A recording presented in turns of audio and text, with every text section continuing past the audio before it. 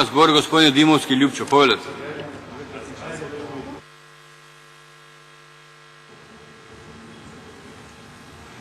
Благодарам, почитуван председателе. Јас ќе се обидам да ја сведам својата дискусија во времето кое што ми е на располагање, со тоа што сакам да напоменам дека во некои елементи ќе ја повторам дискусијата која што пред малку имавме на матичната комисија за земјоделство, шумарство и водостопанство, а која се однесува на предложениот текст на новиот закон за водостопанство, односно за формирање на акционерско друштво водостопанство. Најпрво морам да кажам дека Република Македонија има климатско-почвени услови да биде добро организирана земјоделска земја и со добро поставен систем за наводнување пред се, но тоа се однесува и за системот за одводнување, затоа што Македонија е една од ретките држави каде што во одреден период, односно во летните периоди, имаме недостаток од вода за наводнување на земјоделските површини, а во зимските периоди имаме пак обратна ситуација, вишок на вода, зашто ни е потребен во одредени региони во државата и посебни системи за одводнување на водата од земјоделските површини. Пред се тоа се однесува на Пелагонискиот регион, зашто сме сведоци во изминативе месеци на временските непогоди и на поплавите кои што се случија таму и со проблемите со кои што секојдневно пелагониските земјоделци се судираат и со штетите кои што се предизвикани по тој основ врз земјоделската површина која што треба да се обработува, односно веќе кога изгубивме есенската сејба да можеме да создадеме услови за пролетна сејба. Сакам да напоменам дека Република Македонија како дел од бившата држава се сметаше за држава, за република, каде што има добро поставен систем за наводнување, а стануваше збор за површина од некаде 75.000 до 80.000 хектари обработлива квалитетна земјоделска површина на која што беше поставен овој систем. Но како и многу други работи во делот на стопанството, така и во делот на земјоделството, во периодот на транзицијата успеавме и нив да ги упропастиме, а тоа се однесува пред се на големите земјоделство индустријски комбинати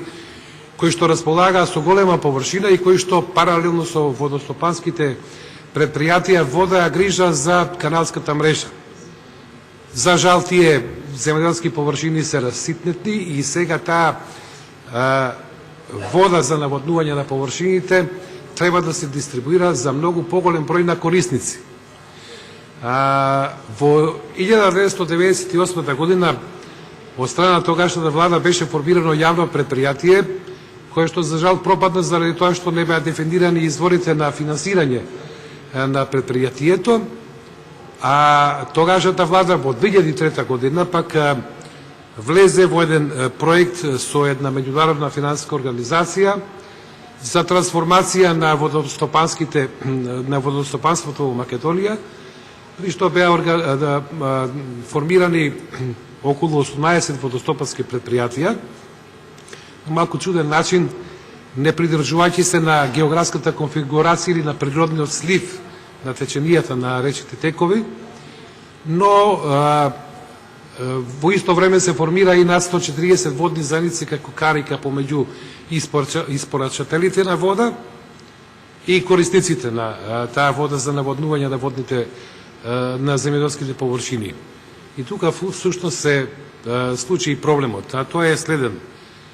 Крајните корисници, односно водните заедници, не беа во ситуација да гарантираат квалитетна исплата на испорачаната вода за наводнување,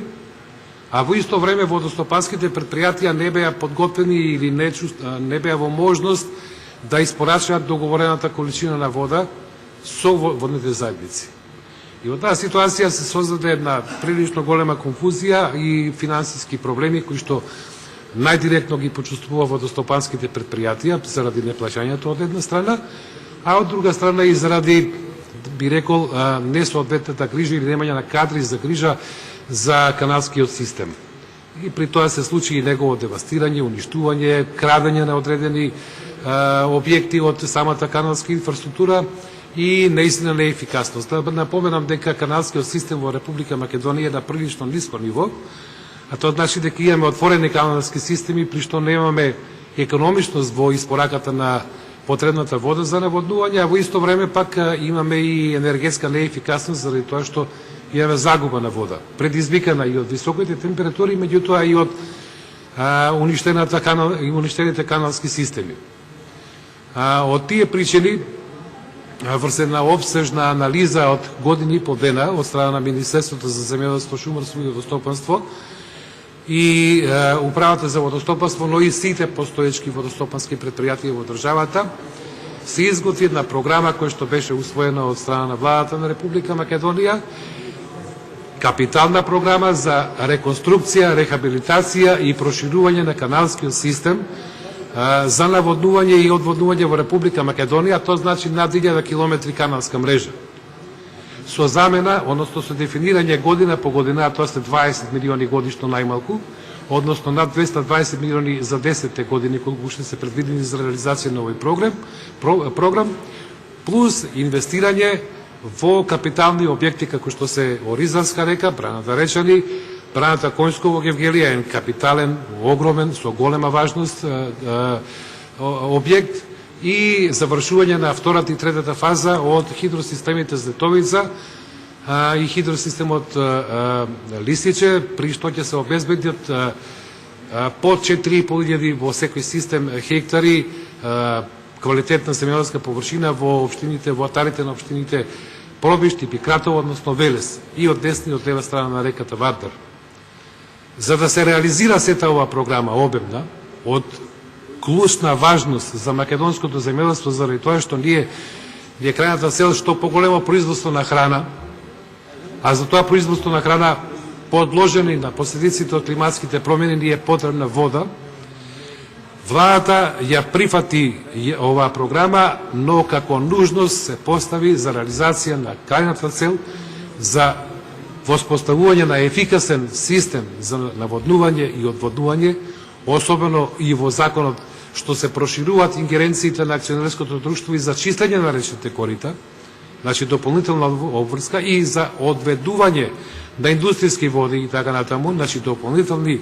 овластување на акционерското друштво.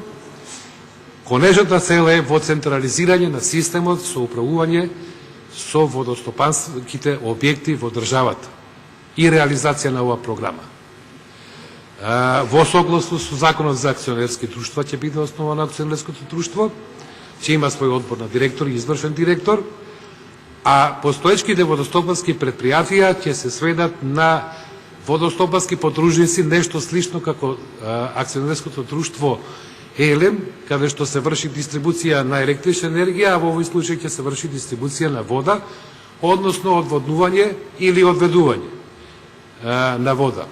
Исклучително важна, со тоа што плюс на акционерското друштво, односно на Управата за водостопанство, и се дават ингеренции за предупредување, односно за превземање на мерки кои што ќе исклучат поголеми оштетувања на земјоделските површини или на инфраструктурата или на добрата од општи интерес или на приватниот имот. Оттаму ценам дека е добро да се даде поддршка на ова предложено законско решение, секако дека не е идеално, не може ни секој закон да биде идеален, меѓутоа